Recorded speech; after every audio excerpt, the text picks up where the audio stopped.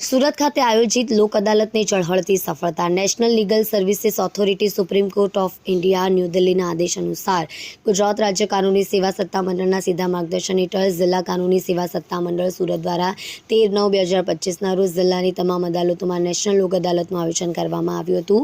આ સદરુ લોક અદાલતમાં ફોજદારી સમાધાન લાયક કેસો, નેગોશિયેબલ ઇન્સ્ટ્રુમેન્ટ એક્ટની કલમ 138 અનવિના કેસો, બેંકના નાણાં વસૂલાતના કેસો, મોટર અકસ્માતના કેસો, લેબર તકરારના કેસો, વોટર અને ઇલેક્ટ્રિસિટી બિલના કેસો, લગ્ન વિષયક તકરારના કેસો, રેવન્યુ અને સિવિલના કેસો મૂકવામાં આવેલ।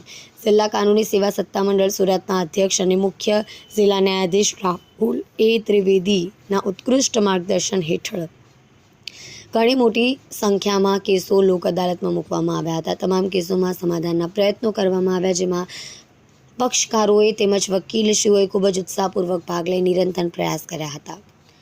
આ યોજાયેલા લોક અદાલતમાં પક્ષકારો, વકીલશ્રીઓ અને જાહેર જનતા દ્વારા ખૂબ જ ઉત્સાહપૂર્વક ભાગ લેતા લોક અદાલતને જ્વલંત સફળતા પ્રાપ્ત થઈ છે। જિલ્લા કાનૂની સેવા સત્તામંડળ સુરતના અધ્યક્ષ અને જિલ્લા ન્યાયાધીશ રાહુલ એ ત્રિવેદી દ્વારા આગામી લોક અદાલતનો વધુમાં વધુ લાભ લઈ પોતાની તકરારોનું સમાધાન કરી કઈ રીતે નિકાલ લાવવાનો અનુરોધ કર્યો છે।